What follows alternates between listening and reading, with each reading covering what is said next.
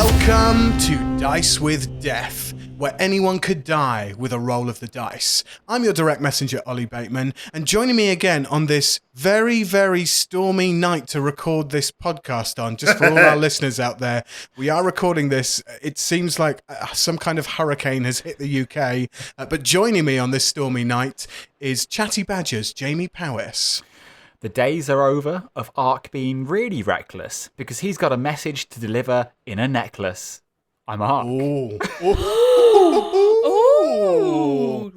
Oh, shit. Did you just give away a bunch of stuff that these two weren't privy to? Maybe. We'll find out. Well, I mean, we have no context for it, so... Yeah, that's true. You're like, yeah, sure, necklace is cool. Necklace, yeah. And that person who loves necklaces is, of course, IGN's Amy Mallett. I do love necklaces. Sorry, I've messed up my own rhyme. The mine plan went down without a hitch. Well, except Elmin got away, that son of a bitch. Hey! Zakaiya. Hey! He ran through a door.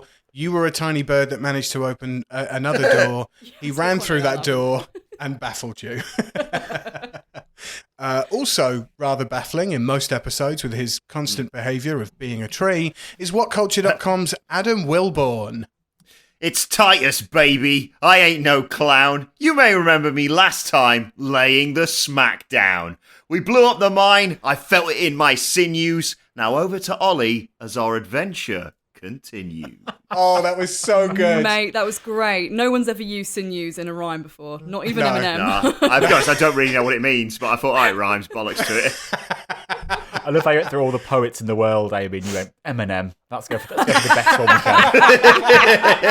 Well, he's the one who's always on about how orange rhymes with everything. No, it doesn't, mate. With that said, are we all ready to continue the adventure? Yes. Previously on Dice with Death, Aark and Zakaiya looked on as Titus watched his wrestling manager of 10 years accept a suitcase full of cash from the Jackals before disappearing into the mine. Zakaiya then turned herself into a blackbird using her first ever wild shape and snuck into the mine to survey the situation.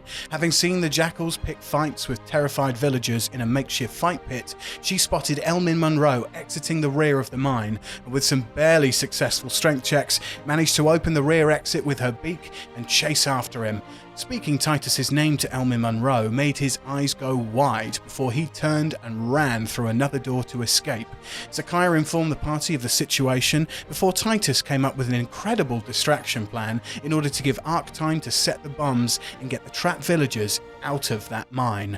Zakaiya, still in bird form, convinced a terrified villager to tell the others to escape through the adjacent mine shafts and out using the minecarts. Titus walked to the ring and fought any jackal he could to distract them from the escaping villagers, and Aark sneakily set about placing the bombs on the supporting beams of the mine shaft. After Titus suplexed a man out of the ring like a bowling ball strike, Zakaiya was nearly swatted out of the air and back into half-elven form by a jackal, but survived the attack with one remaining hit point. Zakaiya entangled some enemies in vines, Aark lay down a blinding fog cloud, and you all ran to the minecart, pushing the remaining villagers up and out of the shaft before Aark triggered the detonator, turning the once chaotic mine shaft into a collapsed mess and proving that cool guys really do walk away from explosions. Just as your eyes could adjust to the setting sun over to the west, you saw a young merfolken officer approaching you from the town. And that's where we are now. Aark, you recognise this merfolken officer as the officer you saw heading up the river in the scouting sub on the Cabana TV. He approaches you all up the hill towards where the mine entrance has just collapsed, but is still a good 100 feet away from you at this point. The dust is still settling, and the villagers are all hugging each other in desperate embraces and chatting quietly amongst themselves, thankful that they are rid of the jackals. You see the villagers all start to turn towards you and thank you for helping them escape. Mixed-race humanoids of women, small children and men, they don't crowd you, but show appreciation through muted mouth gestures of thank yous while gathering themselves up to go start the town up again. The merfolken officer is maybe 30 feet away from you when he salutes you all. And as he does this, A swell of electric blue arcane energy erupts from your bodies, creating a small shockwave that breaks the ground beneath you, not enough for you all to fall over, but enough to raise the attention again of the villagers down the hill. They turn and look on as you're all enveloped in this blue arcane cloud that explodes with lightning before it completely dissipates out of existence. The merfolk officer lowers his saluting hand, looks at you rather puzzled and says, Captain Aark, sir, Titus, Zakaiya, are you okay? What in the nine hells was that? I think we've just leveled up, to be honest with you. Is that going to happen every time? Anybody who wants to can make a history or insight check. Zakaiya, if you're going to make one, you'll make one with disadvantage. Disadvantage? Oh, is that because I'm from Wellingborough? How dare you? Okay, insight check. Oh, I got a 9. Not the best. Okay, that's a 9 from Zakaiya. Aark? I also got a 9. Ooh, Wow. Welcome to the 9 Club. Titus, what did you get? The resident historian of the group today, apparently. I got an 11. An 11. I thought that was going to be loads greater than a 9. No.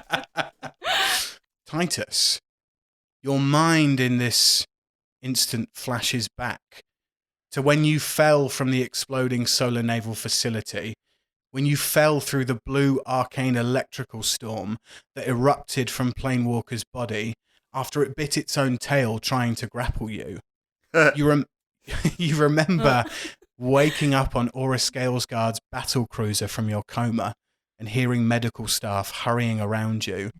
You didn't hear the medical staff's conversation then, but words from their mouths start to come into focus while you think back. You hear a merfolk nurse and a merfolk doctor talking amongst themselves, and you hear the words, arcane cell count of 9,000, blue electrical storm. Could it be part of the Jaeger project? Petrosolidus? It's one with their blood. And you come out of the flashback with the merfolk officer looking at you worried and concerned. Titus, what do you do in this moment? What the hell's the Jaeger project? Well, all I'm thinking is it a Jaeger bomb? Is that what went off? Jaeger bombs are now blue in colour in this canon. Yeah, anyone know anything about the Jaeger project? They said something about our arcane cell count being over 9,000 as well. Any ideas? I don't know much about arcane energy. That seems pretty high, though. Can I make an Arcana check? Of course you can. Roll your insight check, please. Oh, I'm not having a good day today. 13. 13. Okay. From your time amongst the planet of Een, you wouldn't have kind of encountered too much of this to begin with, but since receiving your staff and converting to a life dedicated to tempo and wrath, you understand that an arcane cell count is relative to pure magic within people and within objects. You know that in this world, synthetic magic is all around. It operates, all the electrical appliances that you would use in homes. But arcane cell count in this instance relates to a person's magical abilities. Cool. I tell the party that. Okay, cool. I was going to say, for me and Adam are like, can we react? Yeah. So, am I understanding this correct? Between us three, there is a great deal of magic or magic energy. Sounds like it. I'm not a wizard. I'm not an expert in. Hey, wizards are real in this world. That's what just laughed at the idea of like, what do you want? I'm not a wizard. I'm not a wizard. So the magic's within us too. So we've got like magic hands and magic feet, and I don't know. Some of us might have a magic penis. Is that what you're saying? How has a penis come into this? I'm genuinely shoehorned in. I bet that's what a lot of men and women do ask, Amy. How has a penis come into this? Titus, with your, do you relay your flashback to the party. Yes. So Petra Solidus, Yeah. Arcane Cell Count, Jaeger Project, all that. No, I've no idea what it is, so I just sort of parrot exactly what I've heard. Yeah. So there's something special about us three, maybe. Or when we fought the Planewalker, we fell through a cloud of blue electric gas, didn't we? And we know that is it blue arcane is Blue Arcane. what kind of like powers Planewalker and is magical, and maybe it's didn't submit to us. It was inside the guy's mech suit too, you know? The guy that we fought. Yeah. Titus fought him in the wrestling ring. Yeah. Oh, that mech suit. Yeah. Goodbye, my old friend. Aark thinks back over what he could have had, and A single tear comes out of his eye.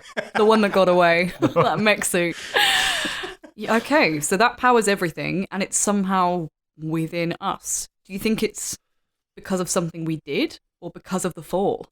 Don't know. I just don't know. you see the merfolk officer stood in front of you while you're all kind of conversing between yourselves, and he says, "Apologies, I didn't introduce myself. I am Officer Lakeland Zaga of the merfolk. Aura Scalesguard has sent me here to make sure that you're safe, make sure that you're okay. What happened here?" Oh, it's kind of a long story. We arrived in Ilyiad really just over a day ago. I mean, it was all a bit of a blur. And the town was oppressed and held by these dicks called the Jackals. So we decided to team up with a young woman called Madame Mordana, half orc lady. She told us something about a prophecy. Madame Mordana was the one that Aura Scalesguard told us to find. So we followed all the instructions you guys gave us, but then we ended up getting a little bit sidetracked and kind of freeing a whole village. It's not even really a thing. But, yeah. And Madame Mordana, where is she now? Ooh. She's actually in this. She's in this wishstone box. If you want to just take a quick look inside. Oh my god! Do you know what? I really wouldn't do that right now. Not Just right take now. a quick look, and all your answers are in this wishstone box. If you want to open that, I'll just hand it. Madame Mordana's in the wishstone box. Can Titus, roll a deception check, Titus. okay. This is going to be the pull my finger of this campaign. Everyone is going to get offered a chance to have a look in this box. 12. 12. Okay, he's going to roll an insight check. Can I roll as well? Yeah, you can. He got a 9. So I got a 7. So I'm going to snatch that box out of Titus's hands and go, I can heal her. And I'm going to open the box. Got him! Aark, are you opening the box to your own face or away from you to everybody else? I just want to open it as quickly as I can. So, I'm not going to hide it at all. I'm just going to open it. While this is happening, can I turn into a hedgehog and just curl up and literally avoid looking at anyone and anything? Zakaiya wild shapes and disappears into the grass beneath her, into this hedgehog-like ball. Aark, you are greeted with the bloody remains of a penis, scrotal sac, and testicles. Like, the blood is congealed. It's not like it's cauterized or anything, because Titus did definitely not burn that wound as soon as it was taken off. But it is just flaccid flesh in this box. It's a cock and balls, Titus. I don't know. I don't know what to say. I'm pretty confident it doesn't belong to Madame Mordana, so I'm just gonna. You feel like a bit of a prick now. Wow! Just gonna close the box and Officer Lakeland Zaga, before you close the box, has a little peek in there to see what's going on, and you just see him. He puts his hands to his mouth, turns around, and throws up through his own fingers and into the grass. Not where I'm hedgehogging though, right? Amy, roll me a luck check. Oh my god! Oh, getting this is amazing. Roll me a gonna be D20. sick. Okay. I got a nat 20. I genuinely did. I'm frustrated though, because I'll need that another time. Yeah. Okay. Avoiding some sick. Officer Lakeland Zager throws up nowhere near you. You are nowhere near this sick. But he just turns around, fingers over mouth, and just all over the floor at seeing this flesh umbrella in a box. Flesh umbrella. Just going to close the box and just silently hand it back over to Titus. And go, I don't. You got got. I don't want to carry this, Titus. So you can have this back. Titus, what do you do with this box now? Save it for later. I mean, this joke's going to keep coming back. Something tells me we haven't seen the end of this one. Titus, you put this blood-stained, genital-filled box back in your sporran, in your pouch, in your rucksack, wherever it is on your person. Officer Lakeland Zager wipes the sick from his own mouth, has a little handkerchief in his top pocket and wipes his mouth down. And he says, Captain Aark, sir, I've been sent here with strict instructions to show you the piece of parchment you left with Aura and our intelligence team. I've also been instructed to see to it that your journey to Mount Uji is made as safe as possible. The scouting sub is down on the river. Pardon my insistence, sir, but if there are any loose ends you need to tie up here before you go, I suggest you make them swiftly. We have much ground to cover. Okay. So I'm going to get out the bit of parchment and say to Lakeland, I want to say, can I see the other half of the parchment, please? He says, sir, the other piece of parchment is safe on the submarine down by the river. We've had to hermetically seal it in a box because, as it's a scrying letter, any kind of destruction to the letter from the other side would change the physical appearance of the letter. It is on the submarine, and I can show you there. Can I turn to the party? I'll say, I'll shake Lakeland's hand and go, thank you for coming. I'm just going to talk to my my party. So go to the party, pull them away a bit. I just want to fill them in and just say to them, did we? I wasn't in heaven. I was in some sort of holding dimension in the afterlife, and I saw some of the stuff that was happening. And I'll just talk about the letters and just say that. And these letters are what Alec communicates with me. Alec's my wife. Oh God! So your family might be in trouble. Mm-hmm. Yeah. Do you trust this guy that he's got it on the boat, or he's not just trying to trick us to get on there? I'm pretty confident it's on the boat. And also, this guy, I mean, Titus, you've just had this flashback and you've remembered him. He's definitely part of the Merfolk army, isn't he? He's not, unless he's an imposter. But yeah, I mean, Aark, I imagine you want no part of whatever we're doing now because you need to find your family, right? I do want to do something first, if that's. I assumed you would come with me. Yeah, no, absolutely. I don't know what this whole Petro Solidus Jaeger thing is about, but all I know is that we did good here. We helped people, and that felt great because we made a difference to people's lives. And, I really enjoyed that. We made a great team. I've got a few questions of my own, and I haven't quite really gotten past Madame Mordana, dying on us like that because she took a lot of that with her. So I'm in no hurry to go to this Moto Hirokoshi guy. We can hang out for a bit first, and we need to find your family. We're a good team. I'd love to get my hands on Elmin, but I sense he's long gone.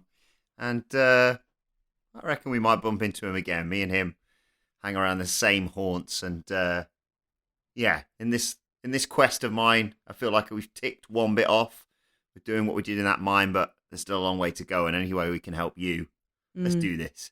I don't want to say this out loud too loudly because my God is always watching. But I kind of want to say, fuck Petro Solidus. We've got quests, we've got things that we need to do, and I think that's important. I died, and we need to get things done. But before we go, I think we need to do something for Madame Mordana. Is it break into the safe? Because there was a safe we could break into. I'm not sure if I've mentioned this to you, but I was really annoyed that we couldn't get into that safe. Yeah, the whole cock and balls is probably a product of the fact we couldn't get into that safe. 100%, yeah, 100% can do that. I was thinking marking her passing. These villagers don't know what's happened. I'm a cleric after all, so...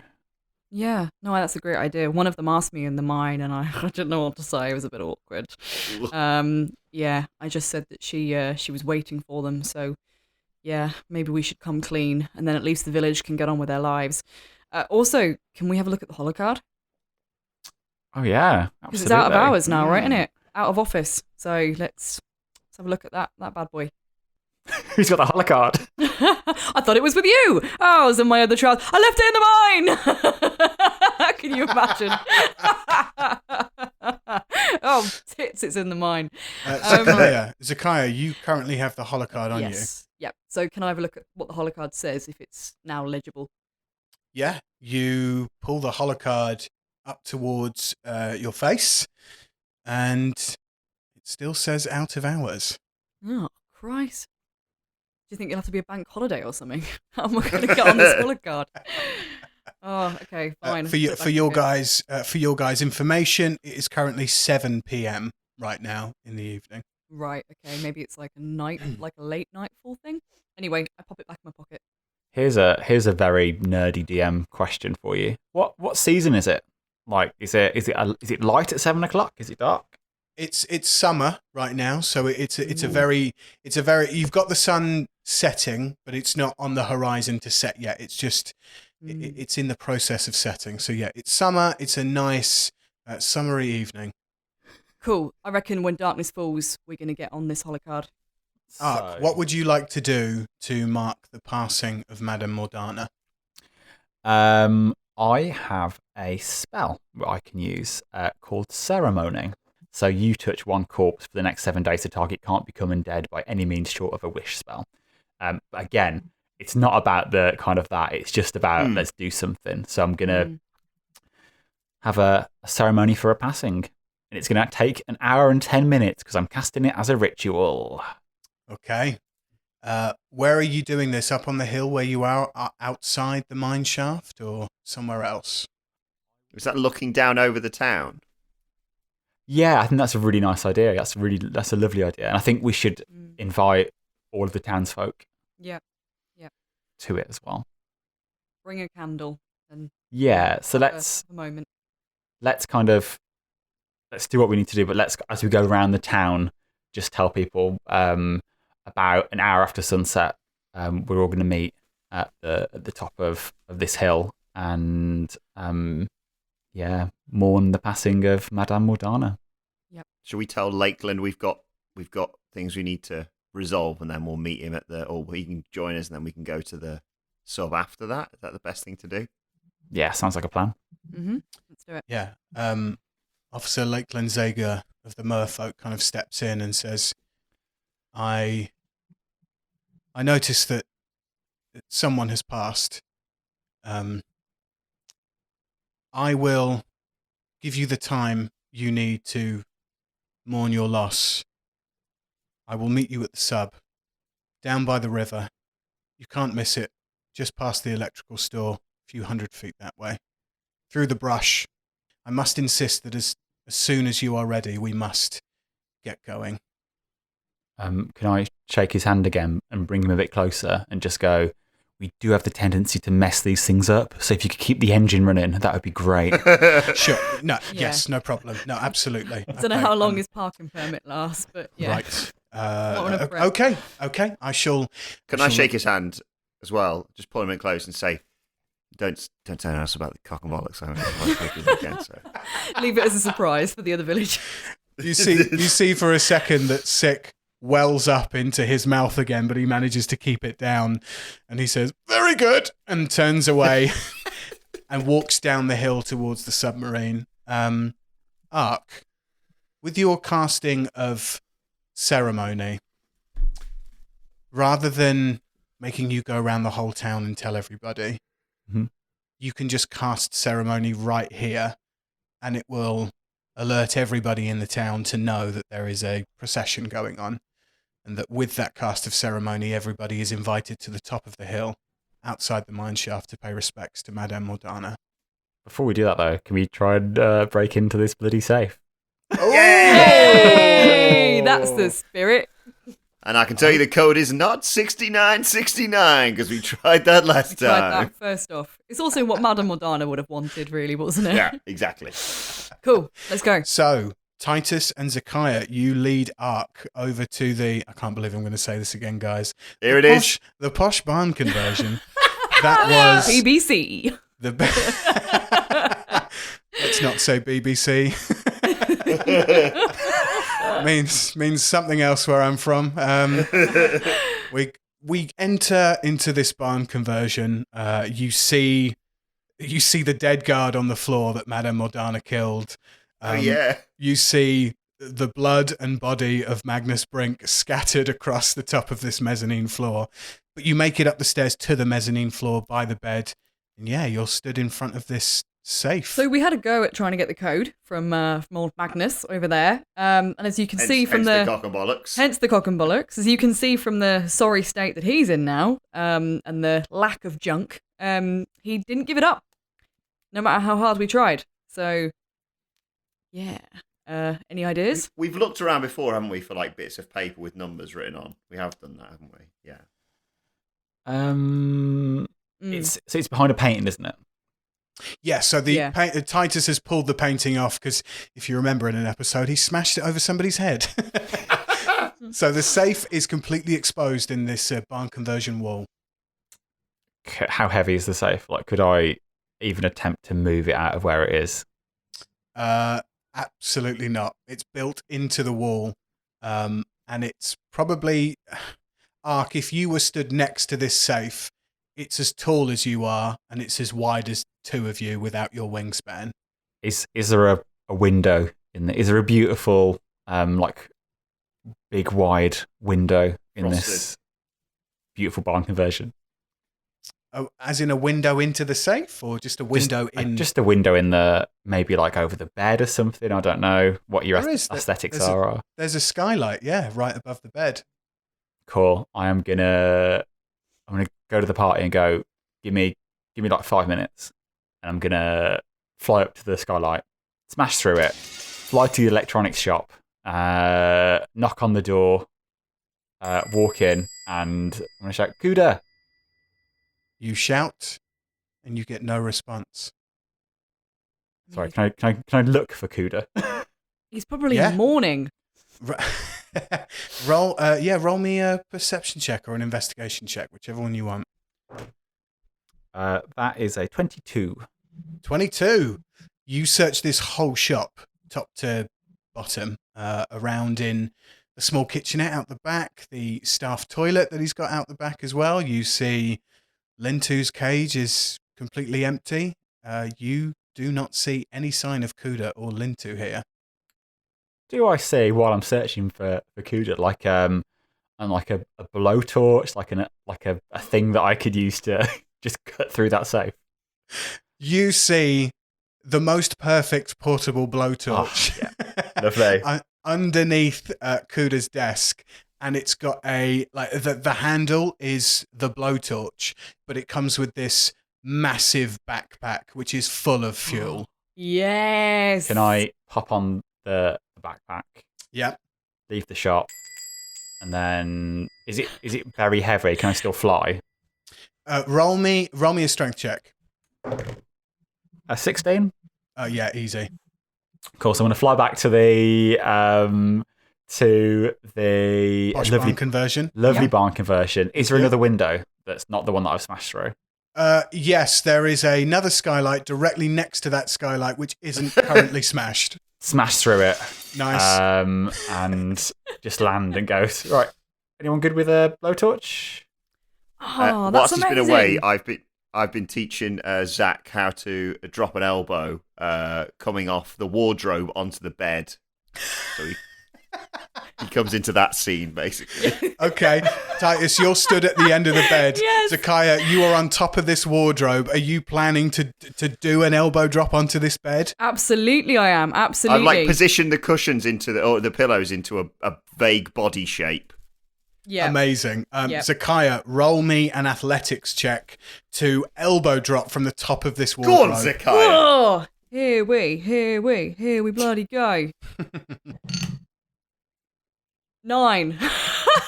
engine number 9. Right, I'm ready. Okay. You've seen that video before on the internet where the bloke goes to do a shooting star press, which is like a backflip off the top rope and he lands on his head. That's probably what's going to happen. Yeah, he's fine. We can laugh about it. He's fine. Oh I think. my God. Anyway, I don't know. Well, let's thank the deities that this is not a nat 1, but Zakaiya, you jump, fly through the air. Instead of landing dead center in the bed with your elbow ready and cocked, you have your arm completely outstretched and not in the elbow drop shape, and you land right on the side strap of this bed. As you fall from a height of 10 feet, you take 48 damage.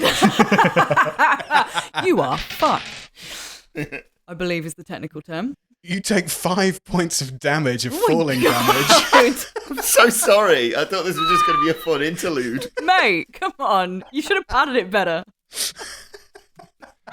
Zakaiya, you've got splinters in your arm, and you're completely crumpled over this bed, which is now collapsed in half. Does my prosthetic fall off and I have to frustratingly plug it back in again? Oh God. Aark, this is I don't want to hurt her feelings, so I go like, oh, nailed it, like that. And I'm just like elbow behind my head, like, thanks. Did it look cool? Aark, this is what you see smashing through the second skylight. I'm gonna fire up. A cure wounds on Zakaiya. Just needs it all the time. Walking into. He made me do it. Yeah, just point the finger immediately at Titus. No, it's just I also feel a little bit cold towards Aark still, so I'm like, I'm fine. It's just a little bit of a tumble. That's all. I'll get it next time, eh, Titus? My form was good. I'm gonna awkwardly put my hand on Zach and heal her for 8 hit points. Thank you very much. Zakaiya, back up to full health. Lovely. Remind me at the end of this session to show you guys my double jointed arm. Talking of weird injuries and elbows and stuff. Ooh, it will freak you out. Yeah. Okay. I'm very aroused. On our Patreon, people will pay for that sort of thing, I reckon. Well, I did it in a school talent show when I was 12, so. But yeah, no, that's another thing for another day. Wow. I was saying we have the tier for the the double jointedness, then we have the top tiers where we all show our feet. Yeah. We sell our shoes. The kink tier. Oh, God. We are basically making an OnlyFans for this podcast. Amazing. Oh my God, if you subscribe to the highest tier, we will get a cock and balls in a box and send it out to you. Oh, we branch into sex toys. That's amazing. There we go. Dice with dildos. Oh, okay. I'm Sorry. sure. No, it's absolutely fine. Where the fuck are we? Okay, Aark, you've come through. You've come through the skylight. You see your adopted kids wrestling on the bed. You've got a fucking blowtorch with a backpack strapped to you. What are you doing? I'm just gonna start cutting through that safe. I'm gonna let those two, blow off some steam. They've had a tough day, kind of thing. So I'm just gonna try and cut through the safe. Okay, you walk over to the safe in the wall. Give me a sleight of hand check to use this blowtorch. That is a 16. 16.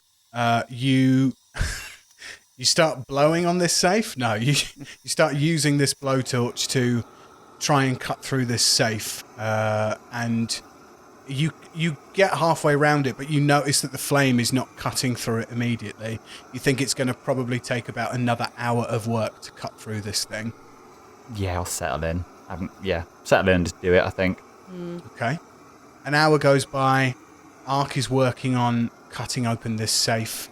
Zakaiya and Titus, you are still practicing wrestling moves, pinning. Titus is teaching Zakaiya all the rules about the GWF and regaling her of stories of injuries that he's had, of like chairs to the back of the head and 2x4s with barbed wire wrapped around them, and hardcore matches that he was in when he was a kid. I was going to say, I'm actually going to ask him, because obviously I've now had don't want to say the pleasure of meeting Elmin Monroe, because it was very much that I squawked in his ear and he did a runner.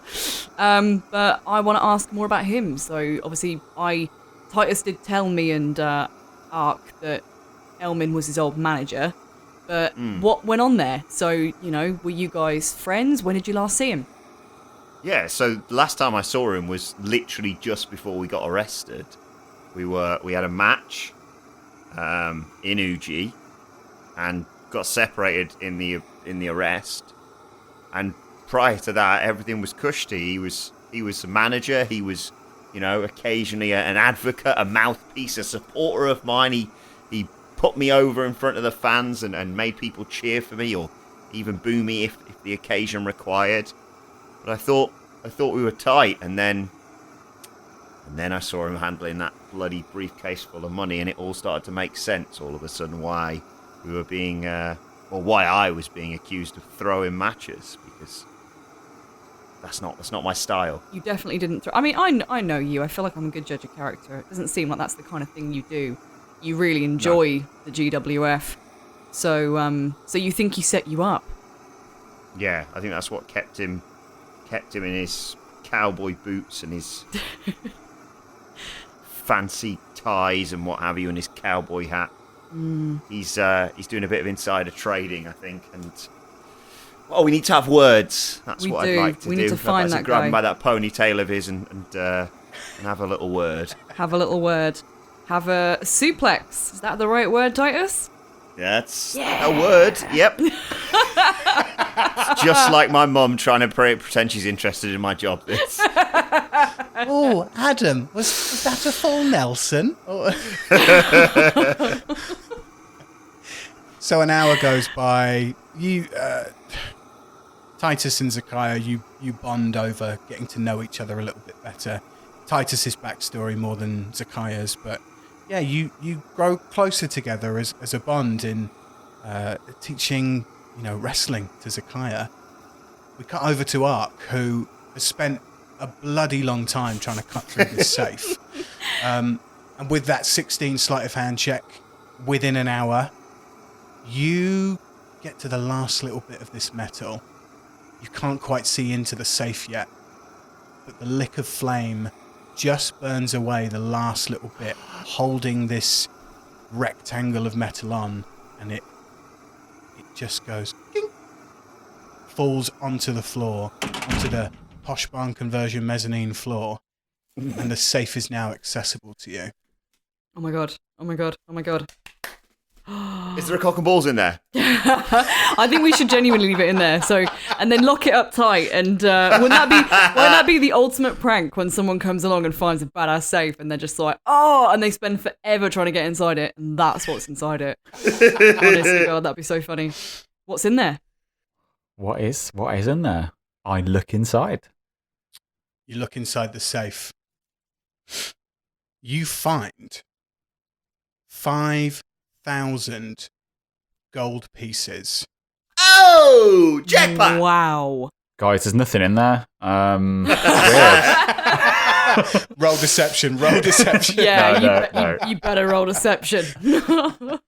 You see shining 5,000 gold pieces, all very neatly stacked.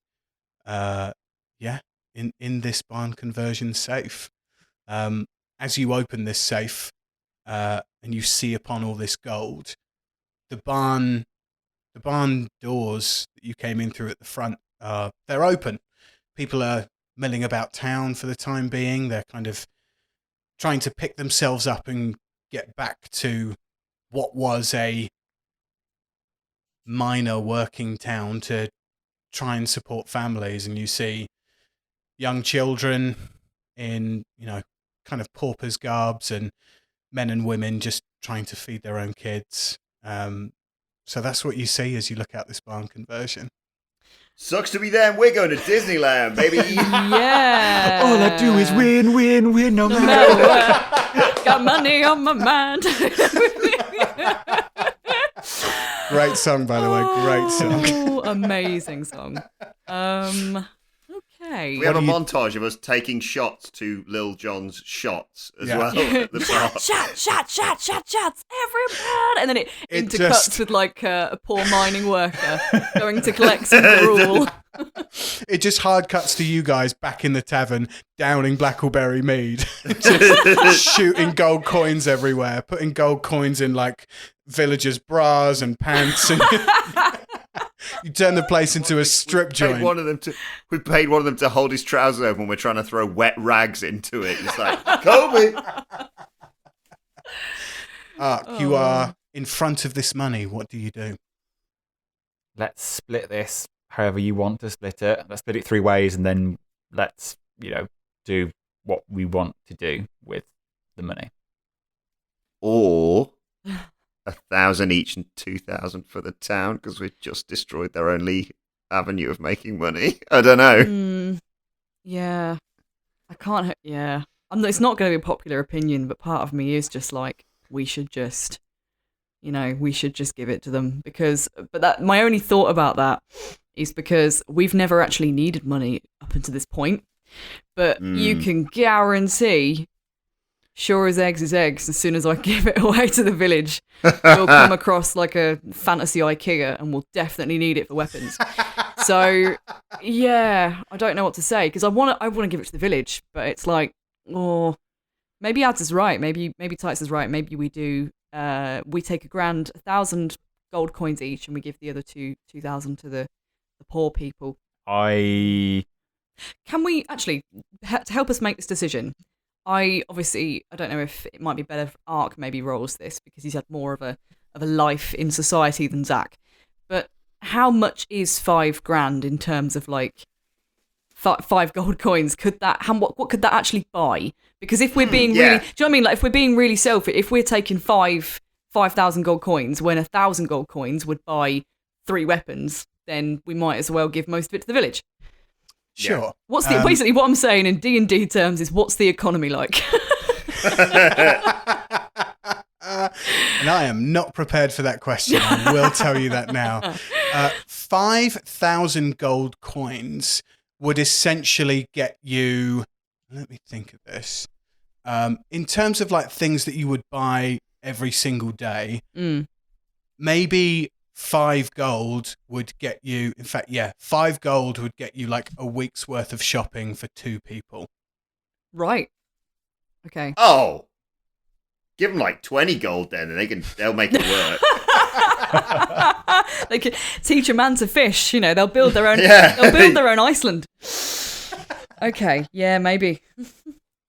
Yeah, they can survive on 2,000. Hey, buddy. This is like the lottery winners who win and then go, "I'm going back to work." I'm like, "Oh, you knobhead, give it back." You're using it right. If you are someone who's listening who's won the lottery and gone back to work, please support us with money. Yeah, you can get pictures of our feet. We have a I'll show you my Patreon. We have a Patreon with your name on it. Let's do that then. Let's go for 1,000 and 2,000 for the village. And can we say a caveat of that 2,000 is they have to build a gold statue of us? Just a thought. To the value of 2,000. Yeah. You become new deities of this town with a gold statue of yourself. Aark, you pocket 1,000 gold pieces. Titus, you do the same. Zakaiya, you do the same. Put that down. Daddy's on the getting sheets. new gear. Get in. And Aark, I imagine you take the other 2,000, and maybe you want to present it to the people at the ceremony, or however you want to distribute it is completely up to you. If there's like a town magistrate or something, or like, I don't know, I guess it's going to be... Oh my God, let's present it into him in a box. What we should do is get like 20 boxes and then do deal or no deal. Oh my god! But the 1 pence is the cock and balls. It's the cock and balls, yeah. Oh dear Lord. It's really funny because American people listening to this podcast will be like, "Oh yeah, Deal or No Deal, the show with the really skimpy ladies in bikinis who hold boxes in front of them." We're like, What? No, we're talking about the UK version where buttfuck Gary from somewhere in the middle of nowhere in the UK wins like a pence or a pound. Because the two shows are so different. Like Deal or No Deal America is like what? Women like in bikinis opening boxes, and in the UK it's real people. Just a side note for anybody like it's super pageanty. I've got to see this isn't now. It? Sorry. Yeah. Yes, it is. It's very it's pageanty. super pageanty, like a lot of the US. I'm sorry. What is this? We have to look at Noel bloody Edmonds. Yeah, this is what we mean. We've got Noel. Pretty sure. Wait, Meghan Markle was on Deal or No Deal. What's all this? Yeah, this is where I'm really like struggling to say this properly, but attractive women who want to get somewhere, like that's where they start their career on TV a lot of the time. Yeah. So I don't know why I said like I'd been through that life. Yeah, I've done that. Yeah. Thought I'd try. Wasn't I'd be hot enough. I'd be more inclined to use those it boxes that they've got it on in pubs if we had the USA version rather than Noel Edmonds and the dickhead banker staring back at me. Jesus. Oh my god. Gosh, Okay, Meghan Markle was on it. That's crazy. Yeah. So the Deal or No Deal box idea, probably not a good one. Yeah, no. Let's do it at the funeral then. I don't want the funeral to be, so we've killed Madame Mordana, but don't be sad because here's loads of money. Well, how about we say a few words and we just say like Madame Mordana basically aided in the rescue, like she gave her life. Yes. I think it's like a politician. It's how you word it. I think it's like she gave her life to ensure that the town would be freed from the Jackals, and in honor of that, we wanted to give the money that we earned during the course of the adventure to the town, and then we present them with the money and we say, we know it can't bring Madame Mordana back, but here's some money.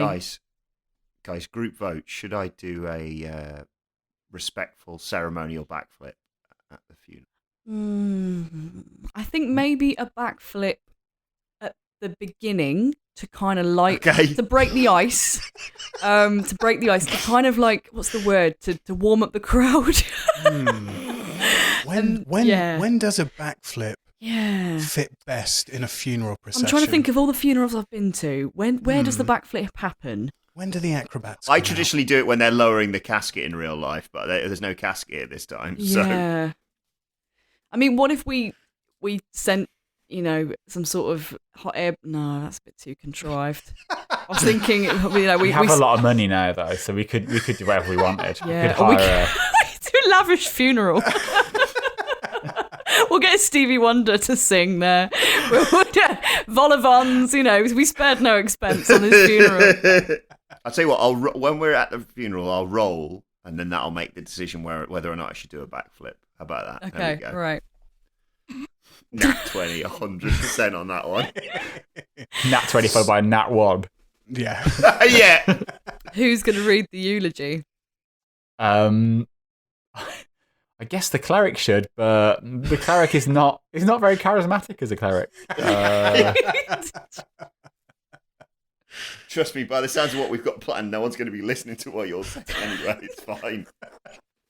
So, we could all just say what Madame Mordana meant to us, just real quickly. Yes, and it takes the pressure off either one of us. Are we leaving the barn?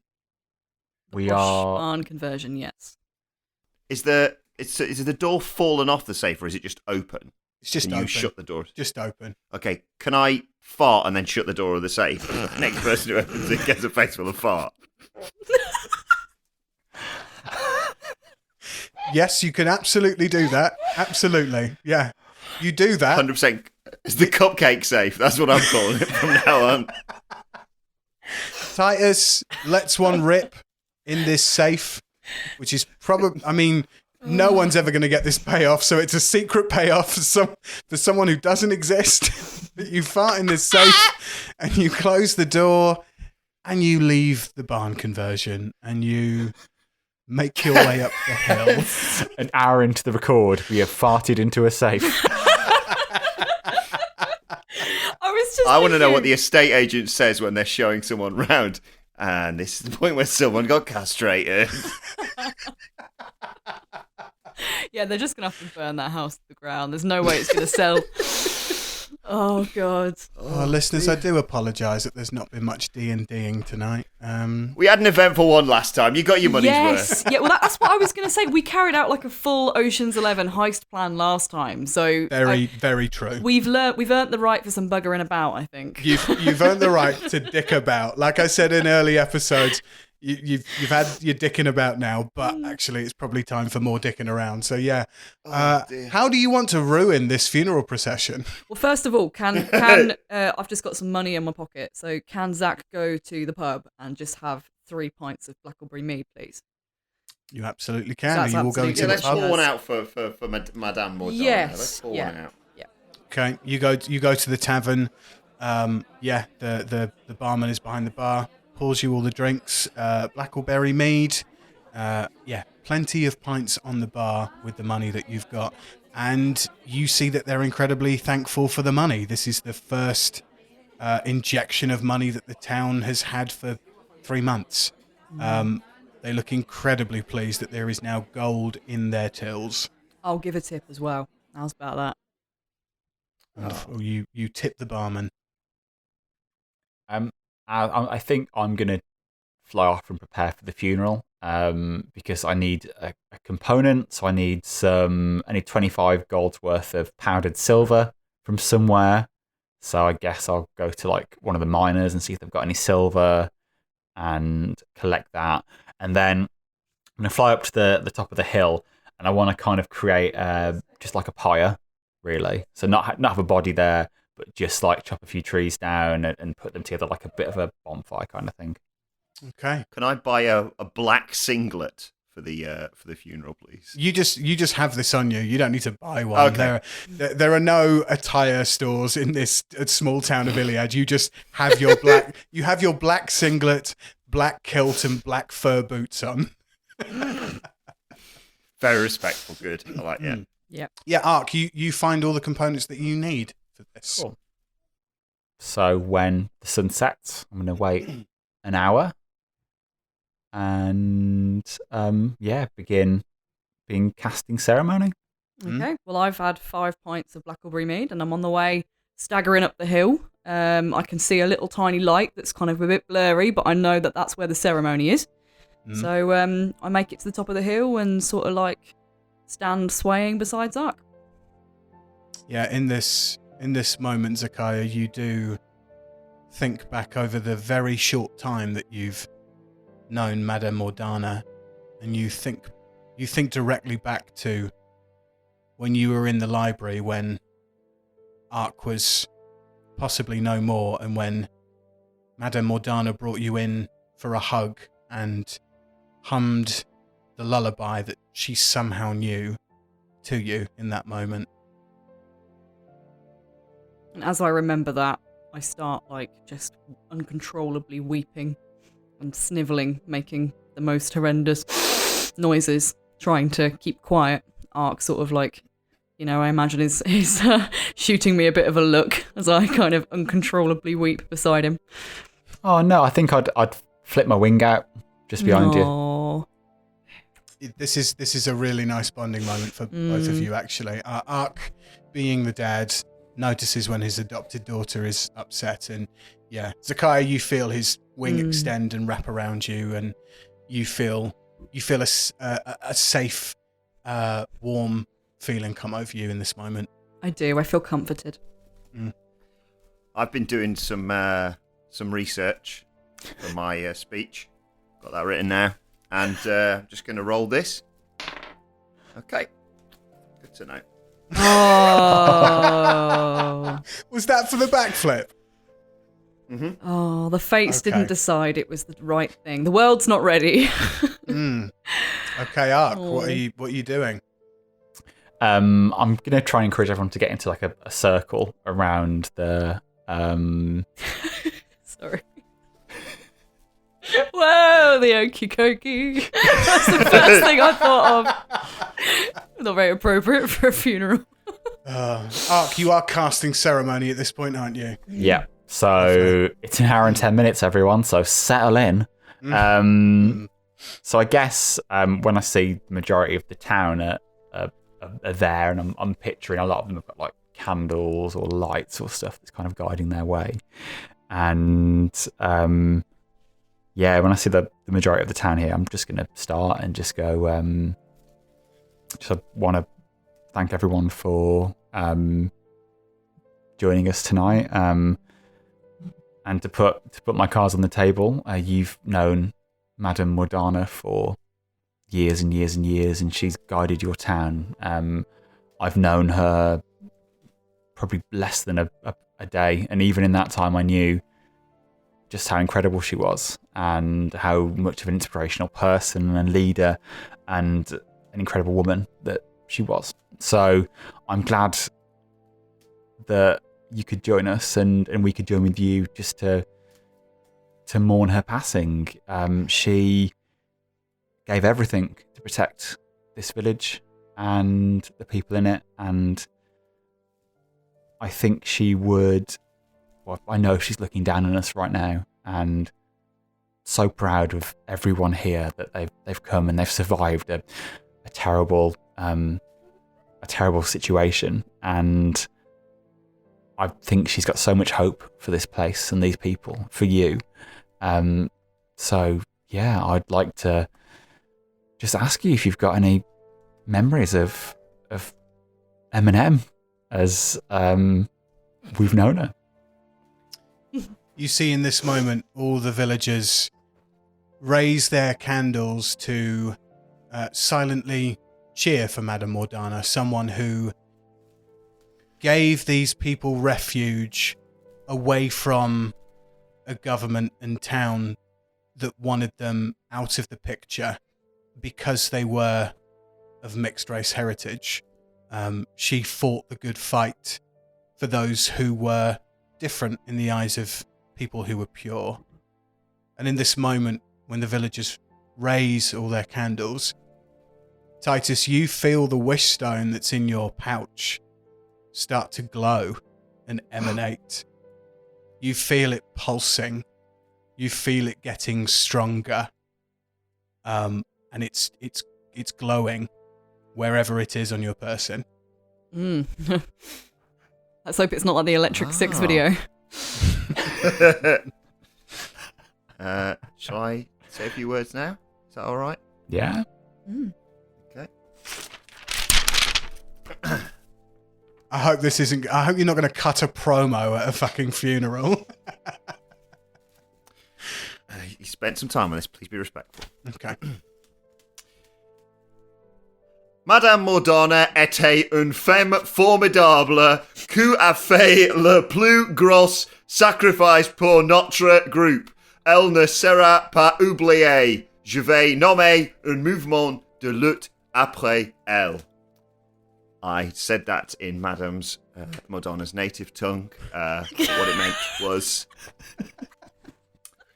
Madame Mordana was a great woman who made the biggest sacrifice for our group. She will not be forgotten. I'll name a wrestling move after her. And then, there's one final thing. I'd like to backflip now, please, Ollie. Okay. Roll me an athletics check.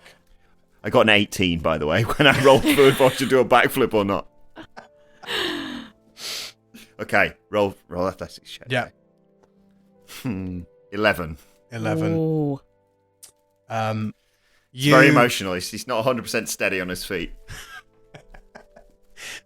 Titus, you say your speech and you feel the wish stone glowing even more. You can feel it pulsing through your muscular body. It's almost like it's another heartbeat just pounding away. Just feels like it's pumping some kind of arcane blood around some corporeal body, but it's just on your person. And you do this backflip. You bend, you jump, you tuck, and you don't even make it round. You just fall onto your back. That's what she would have wanted. Very, very respectful. Yeah. All the villagers lower their candles, and they all just start conversing with each other. Some are crying, some are cuddling each other, some are just heading for the tavern because it's time to have a drink. Cool. Yep, I will. I'm sorry, I'm sort of kind of drying my face and kind of trying to compose myself. So I step forward and I have a sort of little jug of blackberry mead. I pour a tiny bit onto the grass. It kind of soaks into the mud. And I just say, I felt like I'd known Madame Mordana for a lot longer than I did. She was somebody who was a pioneer who looked out for people like me who don't fit in anywhere else. She fought really hard to ensure that we were all safe and free from the Jackals, from their tyranny. And as much as I know that her passing was something tragic, I think she would be happy to know that she caused so much good, and she is the hero of this town. And I think if we could all close our eyes and just picture what Madame Mordana meant to each of us, and then we can take a minute, go down to the pub. Yeah. You see all the villagers close their eyes, and Zakaiya, just before you close your eyes, you know in this instance that everybody here, absolutely everybody who is present at the ceremony, is thinking about Madame Mordana. Titus, the pulsing in this wish stone stops, and it just shines. You don't understand what is happening, but you know that whatever has happened to this wish stone has now stopped. Okay. So, as everyone's got their eyes closed, I think I think it's come to the end of the ceremony. Yep. And I just want like a little spark of electricity from my hands, just to kind of ignite some kindling at the bottom of this kind of like bonfire pyre thing. I just want it to slowly start, catching fire and lighting up. You do that. You spark some lightning at both ends of the pyre, and the pyre starts to burn and crackle and erupt. You see the flames lick the hot air around like a giant bonfire on bonfire night. You see, bits of ash flying up into the sky, and everybody's very solemn, still got their eyes closed, feeling the heat off this pyre, and you feel a closure come across all of you. You feel grief start to kick in, but you feel as if you've done the best that you could. Au revoir, Madame Mordana.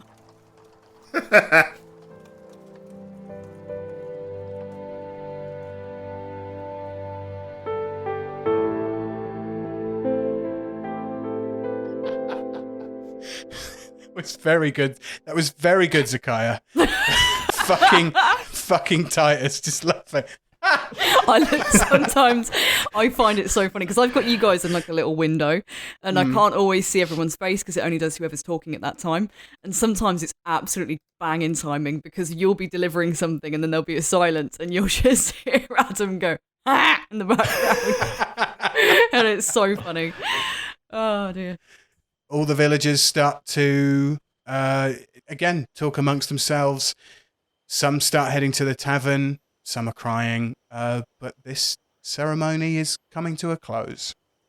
Can I make my way over to some of the villagers? And can I just ask a couple of them, just say, how long have you known Madame Mordana? Did you know when she arrived here? Yes, you walk over to a villager and you notice it's the villager that you first spoke to in the mine. It's this, just below middle age female villager, mixed race of humanoids. And yeah, you walk over to her and she pipes up and looks at you and goes, "Oh, those were lovely words that you said. Thank you, thank you so much. That was really wonderful of you to put that on for Madame Mordana. She would have, I mean, I don't know what she would have made it. I don't think we've ever had a funeral procession here before, but wherever she is, she would really have appreciated that." Oh, thank you so much. I didn't know her well, but weirdly I felt like I knew her too well for how little time I actually spent with her. And there's something that I need to find out about her. She knew things about me that no one else does. I just wanted to know. And by the way, sorry for the bird thing, when I landed on you and I didn't mean to poo on your shoulder. I don't know if you even noticed that. Anyway. that was you. No, that was some other total seagull that went past another day, probably. Okay. But that was me in the mines. I saved you, remember? Let's get the conversation going back to not the poop on your shoulder, but the fact that I saved you. Oh, yes, yes, thank you. Thank you so much. That was it. Yep, that was me. That was me. I just want to say, so when did Madame Mordana arrive here? Do you know where she came from? Oh gosh, I only came here maybe 3 years ago, but from what I can remember, she's been here 5 or so years. She came from Uji. We heard about it. Rumors around the town of Uji that someone had started up this town and was creating this refuge. As far as I'm aware, I don't necessarily think she was Ujian, but I'm sorry I can't answer any more than that. I only turned up here 3 years ago. That's okay. I think she came from Een. I mean, I remember her saying that she came from Een. Did she ever mention anything about that to you? The planet of Een, sorry. Yeah. Oh gosh. She had mentioned in passing that she spent some time in the jungle, but I don't know. I thought that was some kind of euphemism for mercenary work or something. But maybe there's a connection there to her being from Een, but I don't know, my dear. I'm sorry. That's okay. Thank you anyway. Have we given him the money yet? Oh yeah. Who wants to present them with the money? I'm too tempted to do the cock and bollocks thing. Okay, I'm just all right. I'm just gonna say one last thing. I'm really sorry, guys. I know you want to get to the pub, and I know it's been a hard day for us all. We earned some money during our quest here in Ilyiad, and we think that you guys deserve this to kind of kickstart the town. We want to help you as much as we can. We know this won't bring Madame Mordana back, but we know it's what she would have wanted. So we're giving you 2,000 gold coins that we found to kind of kickstart Ilyiad, and we hope that will be enough to get you guys back on your feet. Oh my goodness, 2,000 gold pieces. That's, oh my, look, everybody, look at what they're doing for us. And you start seeing some villagers turn around and go, oh, gasps and muted thank yous as well towards you all. And she jokes and says, well, I guess the first round's on you then. Yeah, absolutely. It 100% is. The first round's on us. 2 grand is a hell of a... 2,000 gold coins is a hell of a lot. I mean, imagine what 5 is like.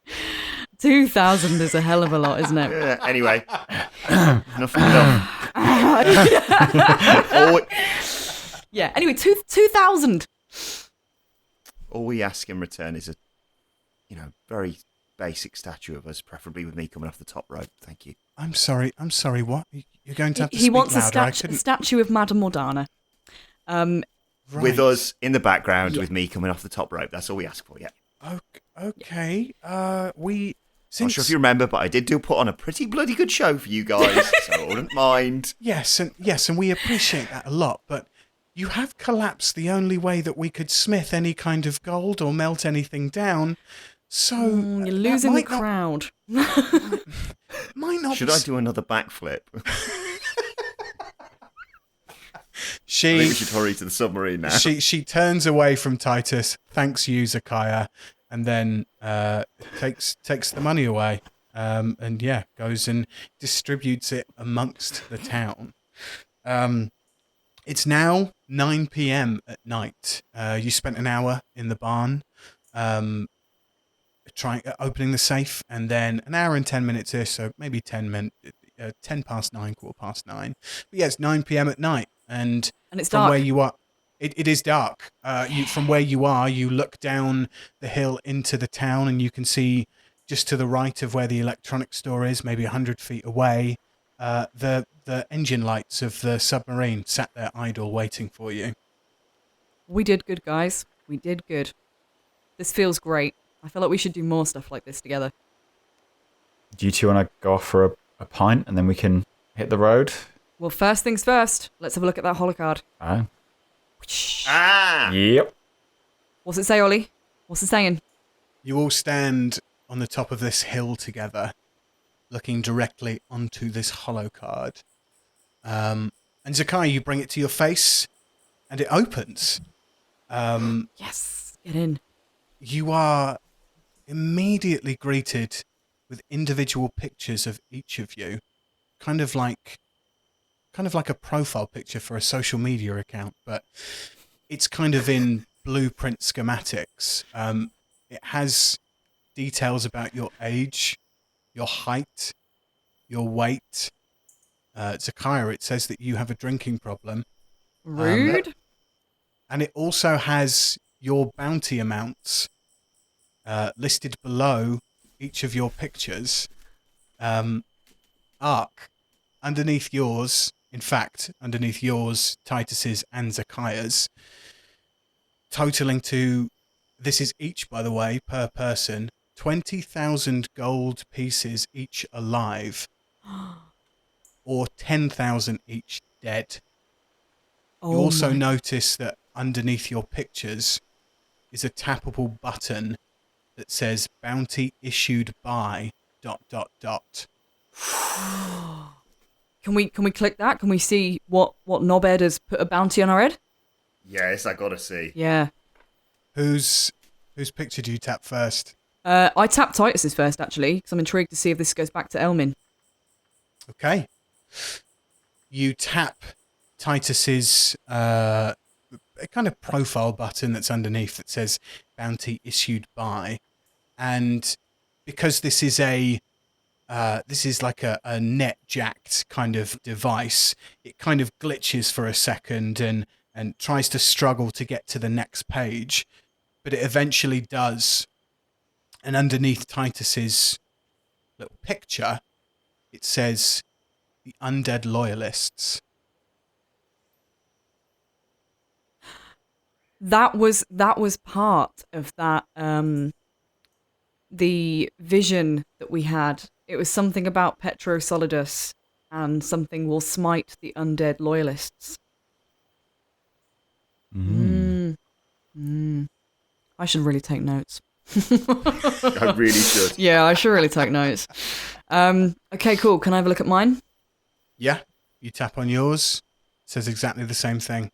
The undead loyalists. Is it going to make it a hat trick with Aark? You tap on Aark. In the words of an Italian football commentator, goal! It says exactly the same thing. It says the undead loyalists underneath it. Gotcha. Okay. Anybody know anything about these undead loyalists? They're rich, by the looks of this. Yeah. Gotcha. Aark, we could just whisper to Aark, we could just give it, then we got 10,000 each. Is alive? Or 5,000 each? Ah, I'm only joking. I got it. You got. Hey. I mean, you've taught me to do an elbow drop, so... Nah. Deadly lethal weapon is Zakaiya now, yeah. Oh, crap. Actually, I'm proficient in history, so can I, would I know anything? Could I do a roll for that? Or is this something we don't really know anything about yet? I mean, you could do a roll. I mean, you would have to get very high to know anything about this at this point. Oh, But challenge accepted. Go for a roll. Go for a roll. Yes. Guidance, add a D4. Oh, add a D4. Okay, Yep. cool. Yep. So, Aark casts guidance on you for this roll. Right, so that is 8 plus 9, which is 17. 17. It's a good roll, but even with a 17, you feel like you would need to do any research than you have done so far into who the undead loyalists are. You do know, though, that in every prophecy that you've kind of heard so far about what you're being sent off to do, a recurring theme, or the recurring themes are Petro Solidus and undead loyalists, as well as the bear, the iron, and the storm. Gotcha. Okay. Shall we destroy this? Because if this falls into the wrong hands, they are going to have a lottery ticket with our names on it. Oh, yeah. Yeah? Good point. Can we chuck it on the funeral fire? Yes. Yep. Let's put it on the pyre. You chuck it on the pyre, it starts to burn and sizzle, and eventually disappears and crumbles into carbon and ash. Woo. Problem solved, boys. Let's go down the pub. Can you two want to go, and I'll just make sure that the fire is all died down. And I'll meet you at the sub. Yeah. You're not going to try and run away, are you? Can I do an insight check on him? You absolutely can. Roll insight. Aark, if you are... I don't know. I'll roll. You'll roll. I'll roll. Okay. Zakaiya, what did you get for your insight check? I got 12. Okay, a 12. And Aark, I imagine you are rolling deception. So what did you get? I got a 4. A 4. Okay. I'm just to confirm, I'm not running away. I'm already halfway to the pub, by the way, at this point. I'm not bothered by this conversation. Titus is down the hill. Zakaiya, you know from this interaction that Aark has no intention of running away. Okay, cool. Because we do this together, right? We're going to help find your family. I know it's a scary thing, but we'll do it. You've got us this far, so... Yeah, of course. Have fun. Okay, cool. All right. Last one to the pub, boys, the round. All the villagers start running. All these poor villagers who have only just come into money don't want to spend a single penny of it. They start running. Is it like one of those the cheese rolling things where literally people are just like flying down there? Oh my God, rolling down the hill. Again, just for international listeners, either from America or anywhere else, there is a tradition in this country, in a very specific town, where we chase a wheel of cheese down a hill. Look it up, Google it, watch the videos of it. People get really hurt doing it. Just something to Google in your own time. There's actually a really good Netflix documentary. I went to uni in Cheltenham, and we used to go to the cheese rolling every year. No way! Oh, I didn't know that about you. Best bit about it was there was one really nasty injury the year that I went, and just to explain what happens, so you have this really steep hill. They throw a wheel of cheese down it. People just go really, really quickly. At the bottom of the hill, they have the Gloucester rugby team who are there to stop you continuing going down the hill. But the worst injury that happened, someone broke the leg. But they broke the leg by they climbed up a tree to get a better view of the cheese rolling, fell out of the tree, and then rolled down the hill with a broken leg. Oh my God.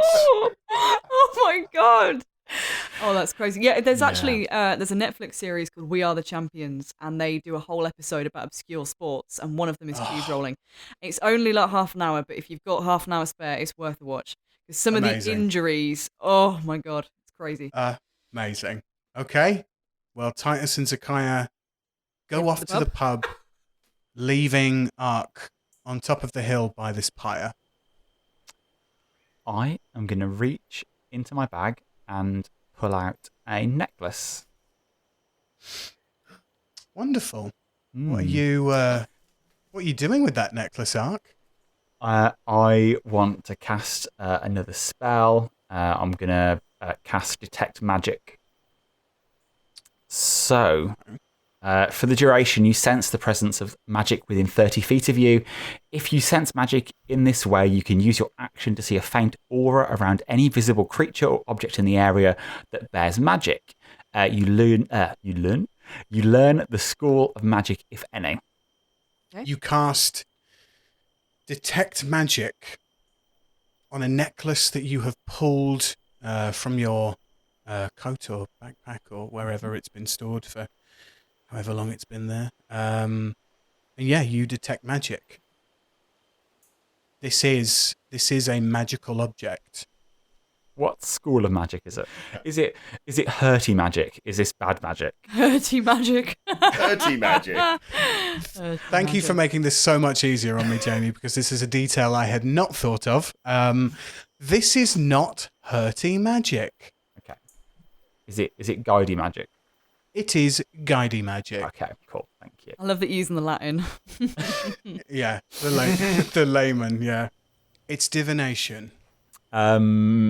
Cool. I'm gonna pull out a clipboard from my bag as well and fill in the Yelp review for the gatekeeper. You fill in the Yelp review, and as soon as you're done filling in this piece of paper, it disappears in a corporeal puff of purple smoke, and you hear echoing, kind of like in your mind's eye, but off in the distance. Oh, thanks, babes. Oh. Oh. So yeah, I'm gonna put the necklace back in my bag, and I am gonna fly over to the submarine and wait for these guys to finish their drinks. Okay. Cool. We cut over to the pub with Titus and Zakaiya. Are you partying it up with these villagers who have not had any money for a very long time? We're quite drunk, and correct me if I'm wrong, Titus, but we are mid in the throes of an enthralling conversation about how we chopped off Magnus Brink's dick. And Adam Yes. is going through, Titus is going into all the details. The crowd is hanging on his every word. You've got villagers cheering. You've got some regaling, gasping and pulling back. You've got some, yeah, I wish I could have done that. Yeah. You know, in the bit in what is it? Is it Pretty Woman? Got the necklace, and she goes to reach for it, and he snaps it shut. Yeah. And I do that, but with the cock and bollocks with one of the villagers. I'm like, who wants to touch it? Ah, you can't touch it. That famous bit where Julia Roberts goes to touch the cock and balls. The jukebox is on. The music is pumping. Like everybody is rejoicing in finally being free of these repressive jackals and back to a town that maybe they can make work for them again. A place that people can come and have a safe refuge from, like Madame Mordana always wanted to. And you guys are just partying it up, having all the blackberry mead that you can consume. Are you doing anything else in this tavern before I cut back over to Aark? Can I do a shoey quickly? Everybody's doing shoeys. Like as soon as you do a shoey, everybody copies. Like is a shoey the proper technical name for drinking out of a shoe? I think that- it I is. think so. Oh. It's the Aussie term for it anyway. Well, Definitely. that's the Aussie. reason that I know it, because I'm not into many sports, but I love Formula One, and Daniel Ricciardo. Yes. Whenever Daniel Ricciardo wins a race, he does a shoey. He does a So shoey. yeah, Good Australian lad. Nice. So yeah, you all do shoeys, and we cut back over to Aark, who, having flown over to the submarine, has just landed on the decking that leads onto the submarine. Is Lakeland around? Lakeland is there. You've basically landed at his feet. He's sat on a deck chair, just kind of enjoying the warm summer night. He's smoking a cigarette and sipping on a small flask of blackberry mead himself. And he goes, "Oh, Captain Aark, will the others be joining you soon?" They'll be joining us at some point. Sounds like they're having a really good time. He hears the music bumping in the background, and he went, "Yes, I thought that might happen. Well, please make yourself comfortable. We will need to be going post haste, but as soon as we can get those two over here, we'll head off. Hard cuts back to the pub. Na na na na na na na na na na na na. Become the hot step up murderer. I'm just yelling, I want this night to last forever. What's that? Hard cut to the submarine where two old men are just sat in deck chairs smoking cigarettes. Both making awkward small talk. Yeah. Aark, what are you doing? I think I am absolutely doing that. I think I am just having a smoke and tapping my feet on the deck, my talons, making a little clatty noise as I do it. Just waiting for him, really. Like, I even think it's very much just a quite comfortable silence between two people who are just sitting there on deck chairs, just having a bit of a smoke. Yeah, you look towards Officer Lakeland Zager, and he kind of glances back at you and just nods approvingly of this quiet, peaceful time just to sit and not do a single thing. You know, he's been hurrying up the Seraclean River to get to you guys, and although he's got a mission, he is enjoying the fact that your party has decided to go for a few beers before you have to leave. Titus and Zakaiya, we come to the end of your night, your end of your time in the tavern. It was 9 p.m. when you got to the tavern. Please tell me what time you are leaving the tavern. I think last orders is probably like midnight, special occasion and all that. Yeah. So about 12:30, I reckon we wrap things up. You stumble over to the submarine. Wait. Are there any chicken nugget shops in Ilyiad? I'm like, Titus, some chicken nuggets. Where can we get cheesy chips? Yeah, Zakaiya, you break out your Big Mac meal first bus pass that you got in the Solar Naval facility, and you're just trying to hand it out to people to get some kind of food in you. This is a derelict town. There are no Mackies. There are no food outlets. I mean, you see people in their houses like cooking stews very late. Oh my god. Oh, Titus, look at that. Oh god, I'm salivating. Titus, need food. Do you think there'll be food on the submarine, Titus? Yeah, I'll be feeling this submarine. Motherfucking pricks. Yeah, maybe there'll be another of their swanky coffee machines. Ooh. Please keep having this drunk chat. This is great. When we get close to the submarine, is Lakeland on the thing still waiting for us? Yeah. Okay, can I go, hey, Leighton, there he is. I think I'm still going to be there, and I'm just going to, if I see him coming, I'm going to knock the cigars out of our hands and kind of knock the deck chairs away and just stand there upright, like very disapproving looking. It smells like a bit smoky. What have you guys been doing? Oh, sorry, Dad, we're late. Oh, sorry you were waiting up. Sorry we disturbed your little deck chair party. Ooh. Lakeland, you got something on your chest there. I flick his nose. Hey, Lakeland, want to see our prized possession? Like trying to get the box out. Lakeland just turns to you, Aark, and just goes, "I'm so sorry. This is what you have to deal with every day." He's going to turn around and walk into the sub. Lakeland looks back at Titus and Zakaiya, who are drunk, and he just says, "There's food in the fridge, come on," and hops down the ladder and invites you into the submarine. Hey, you know what it's time for? Hey, you know what it's time for?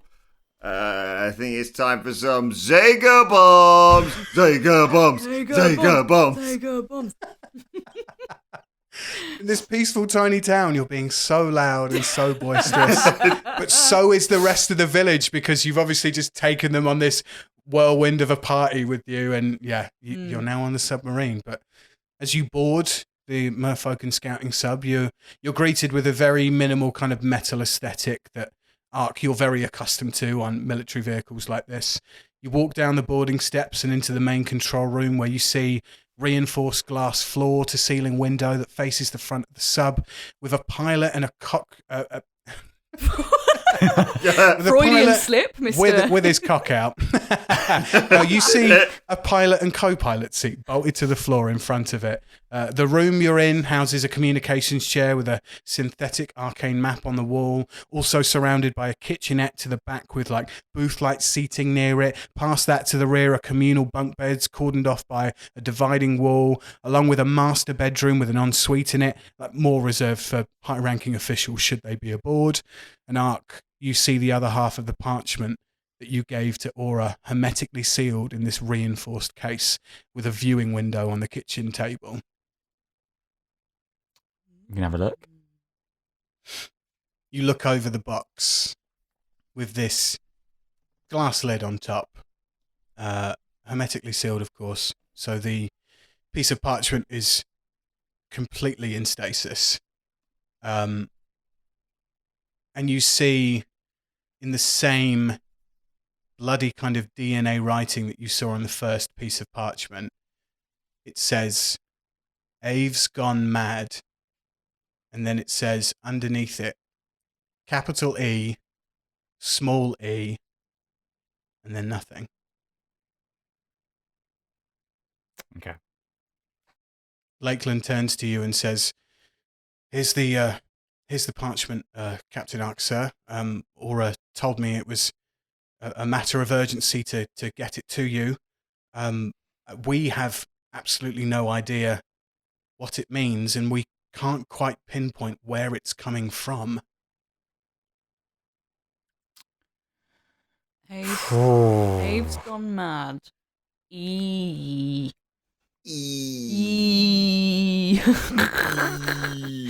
Maybe she means like E as in like, ooh no, E. Probably not. I don't know. I don't know what I'm saying. Where's the fridge?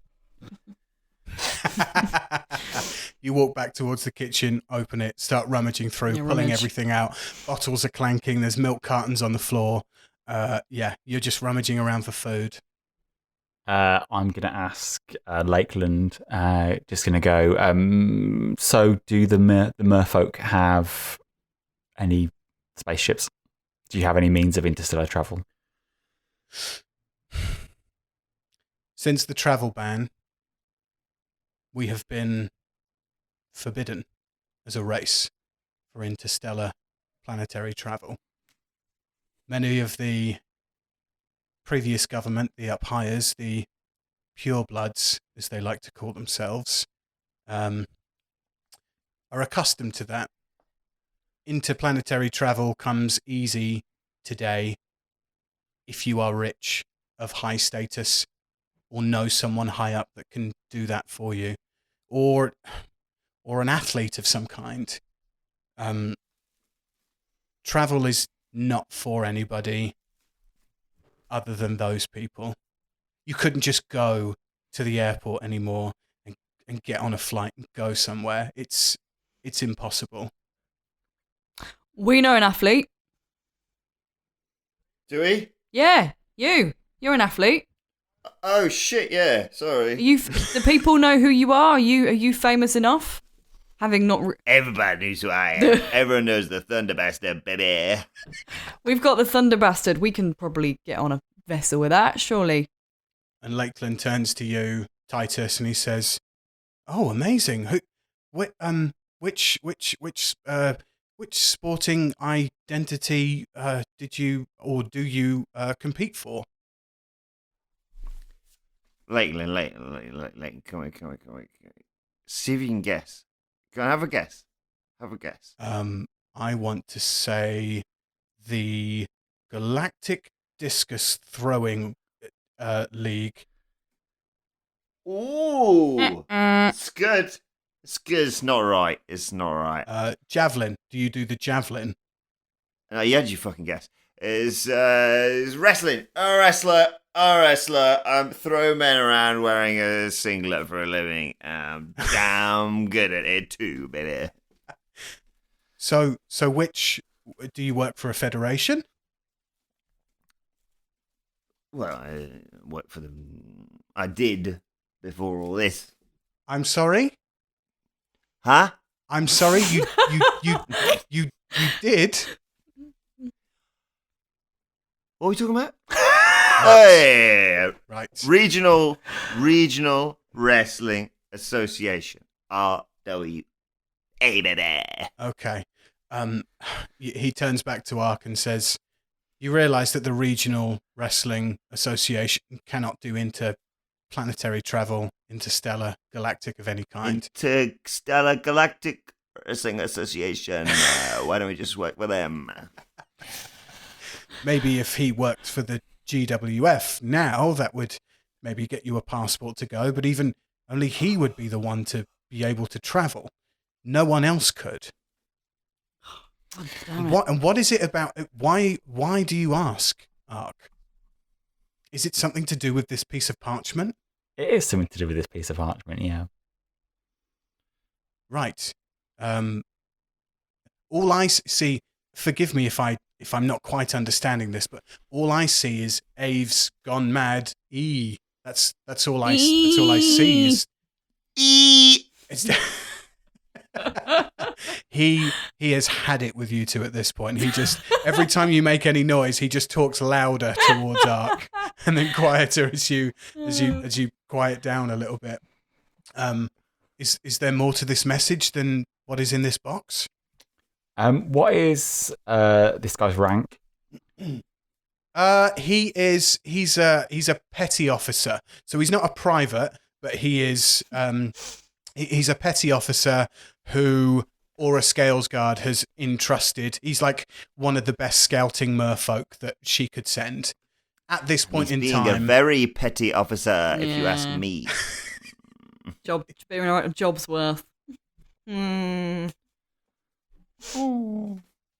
It's times like this, Titus, I wish our man Squiddy was here. We'd have a Oh my good god, old Lakeland, laugh. did you ever meet Squiddy? Oh my god, he was a legend. He had 8 legs, Lakeland. 8. Can you imagine? What a man. What a man. Picture me, but with 6 more legs, Yeah. and that's what he got like, basically. Absolutely. Legend. What a legend. Legend.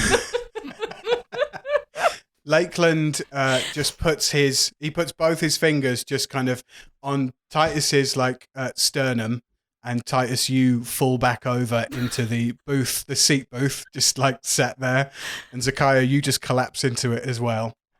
Lakeland turns back to you, Aark. I'm going to remind him that he's a petty sergeant and I'm captain. And just say, I very much appreciate your service, and I want to, thank you so much for coming to get us and guiding us to Mount Uji. But there's some things that we shouldn't discuss. But again, I'd like to thank you, but please remember that there's a chain of command here.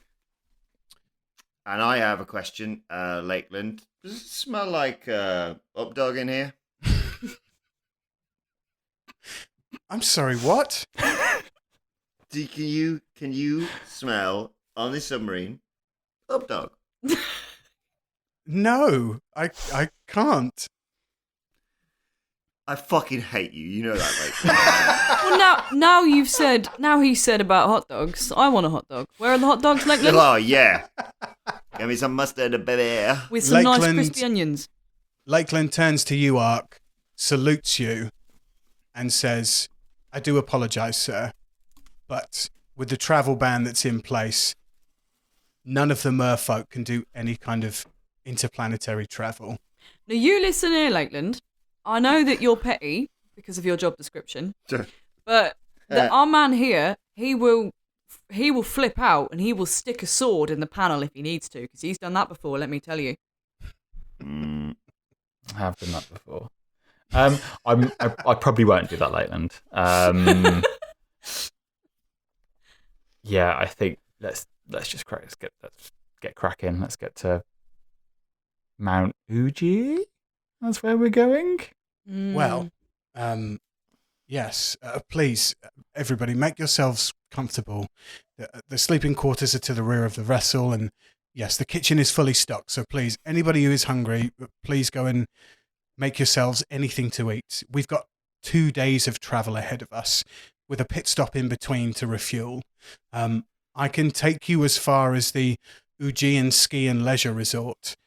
I don't know what your instructions are after that, or from whom, but you'll be on your own from there. Cool.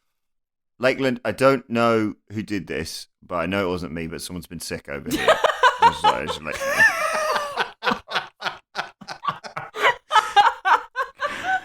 And with that, Lakeland resigns himself to going to the pilot seat and just driving the sub. You should really clean your submarine before you have guests over. This is disgusting. He sighs. I reach for the parchment that everyone's talking about to wipe my mouth with. Oh, no. Are you And I remember. And then you remember. No, I remember. You got again. Baby. So Lakeland puts the submarine to drive and starts driving through the night. Are you guys settling in for the night, taking long rests? I'm going to go up to Aark, and I'm sort of going to do that thing that you do when you're drunk and you think you're being quiet, but you're actually just going, shh, shh. I'm just going to go, Aark, do you think we should, and then take this ship and then we can go to other planets? Is that what you want? Ooh, yeah. He's up for it. I like the idea, but it's a submarine. Unfortunately, it doesn't go up. It just goes down. It goes up a certain a bit, but doesn't go up. So it couldn't take us to E. E. Okay, I No. don't think I've thought this through, so I'll sit down again now. I sort of like try and basically go to sit on the bit where Titus has been sick, and then I'm like, no, over there. Ollie, is the submarine moving at this point? Yes, it is, yeah. Oh, Has it gone underneath the water? Yes, it has. Okay, I go to try and have a piss out of the back of the submarine, please. So essentially you climb the ladder and you try and undo this hatch at the top of this submarine, and as you're... Go on.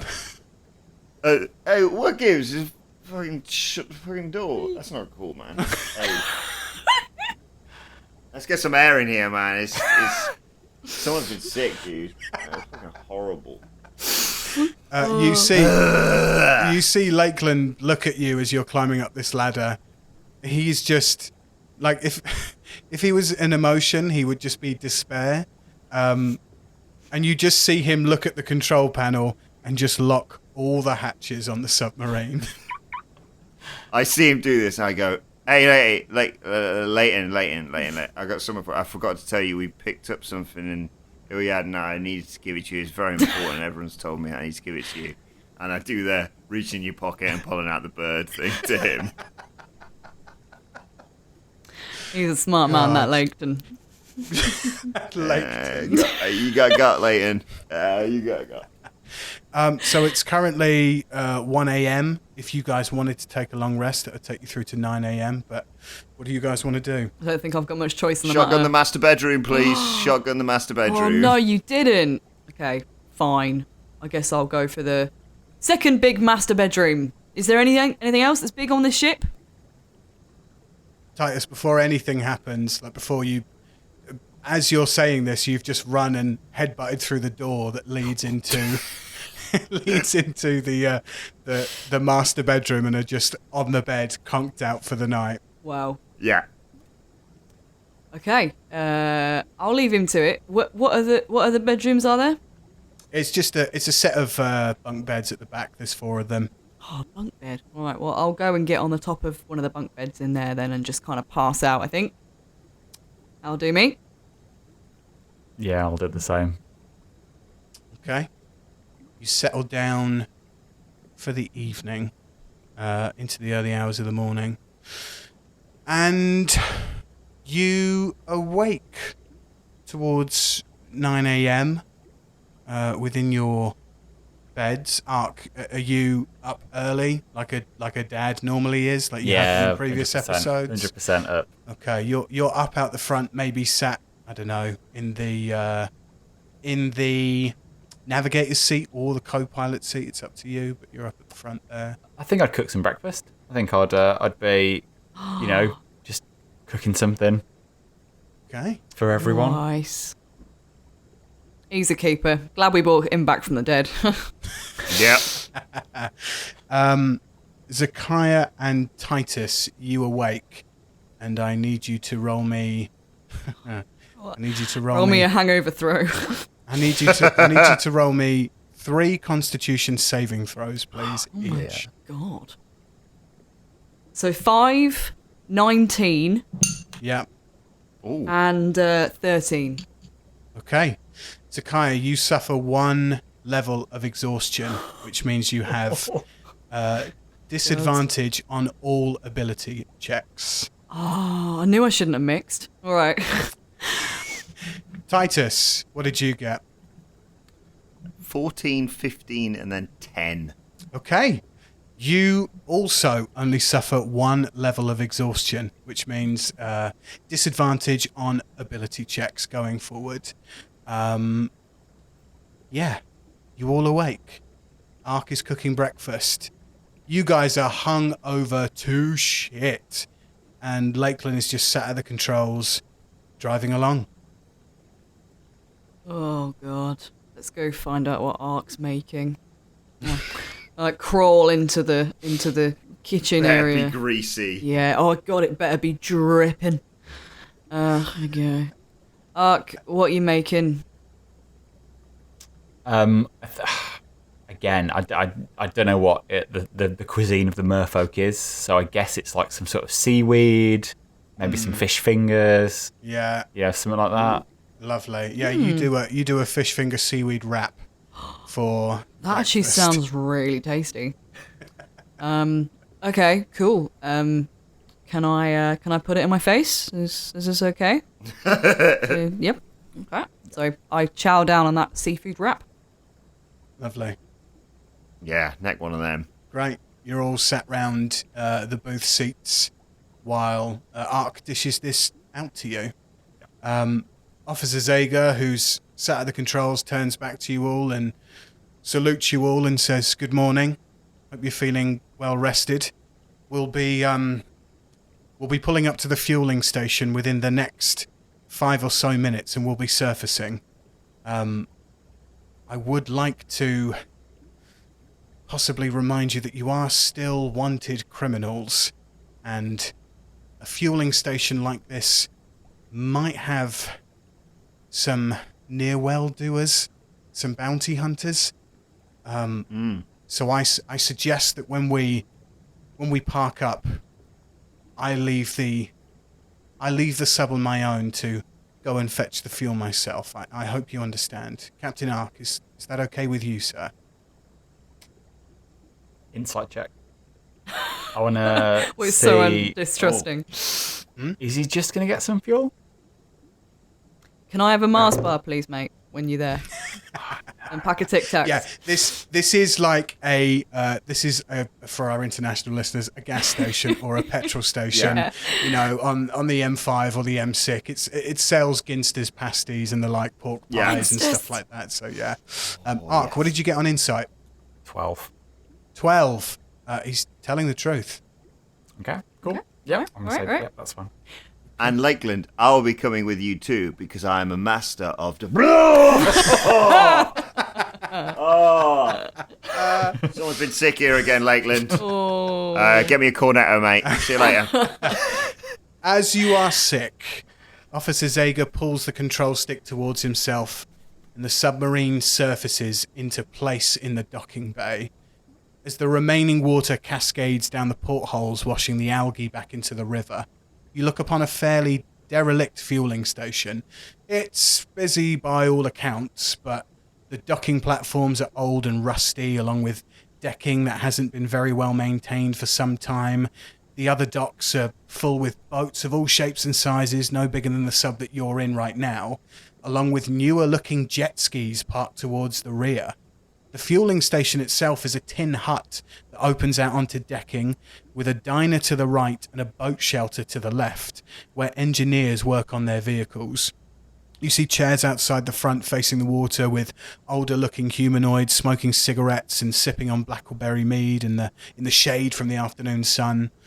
Inside the diner are middle-aged humanoids taking a break from their travels. And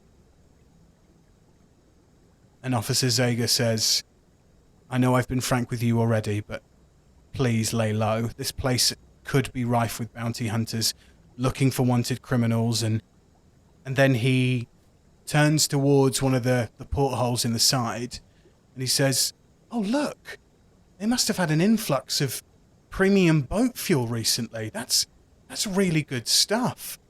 And as you all look out the side of the boat, you all look to see pallets of newly delivered barrels of giant octopus ink sat next to the boat shelter. Now I'm going to be sick. Oh. Officer Zakaiya opens the roof hatch of the submarine, climbs the ladder and exits the craft, walking towards the fueling station along the decking. If anybody would like to make a perception check at this point, they may do so. I'm not sure I want to. That's fine. It's different. It's different octopus. Different octopus types. Yeah. So bearing in mind, don't see the body. Bearing in Don't mind, see the body. Don't see the body. The squid's not dead. You don't see the body. Don't see the body. The squid's not dead. I mean, that Sorry. actually looks like squid ink, and Squiddy was clearly, despite his name, an octopus. Yeah, obviously. Quite right. bearing in mind, Titus and Zakaiya, that if you are making these checks, you are making them with disadvantage. Shit. Yeah. Aark, what did you get? Nat 1. Oh. A nat 1. Yep. Okay. Zakaiya, what did you get? Just doing my second one now. Disadvantage, so 7. 7. Titus, what did you get? Well, the first time I rolled a 14. Ooh. Mm. And then I rolled a 4. Oh. Damn it. Okay. You see Officer Zakaiya through the portholes, enters into the fueling station diner. And no sooner has he made it to the bar, you see the older-looking humanoids sat in the chairs out front hurry away out of sight. You hear chain pulleys rattle as if they're being pulled on, and you see the metal shutters above the wide waterside entrance slam shut behind him, obscuring your view. As soon as this happens, and I'm very happy to say it, listeners, you hear gunshots start to go off in the fueling station. And that's where we'll end our session. Oh, yeah! You love a good gunshot ending, you do. Oh, baby, do I love a gunshot. I didn't think I was going to bring it back, but I went, what's an audible cue that's going to make you guys think something's about to go down? Oh my god. So there we go. Thank you so much to my players, Jamie, Amy, and Adam, for playing with us today on this episode of Dice with Death. We did so much. I had no idea you guys was going to spend like all this time in Ilyiad and a procession and all that stuff, but we'll talk about that on No Dice in the next couple of weeks. You should follow us on social media. We're Dice Death Pod. Jamie, I got it right. I get it right these days. I can say Yes. the social media, Twitter, Facebook, Instagram, Dice Death Pod. And please, for the love of all that is holy and the deities in this world of parlay, give us a 5-star review. Leave your comments, and yeah, just tell us how much you like it, and subscribe to this podcast. Jamie, if people want to follow you on the social media, where can they find you? You can find me on Twitter. I'm at Jamu1987, and please check out our website, dicewithdeathpodcast.com. Please do. Soon with feet pics. I hope not too soon. I hope we don't sell out so quickly. But honestly, if you're listening, and Jamie has done a great blog. Yes. Yeah, it's wicked. It's really good on the how to treat death within D&D. So please go and read that. It's really cool.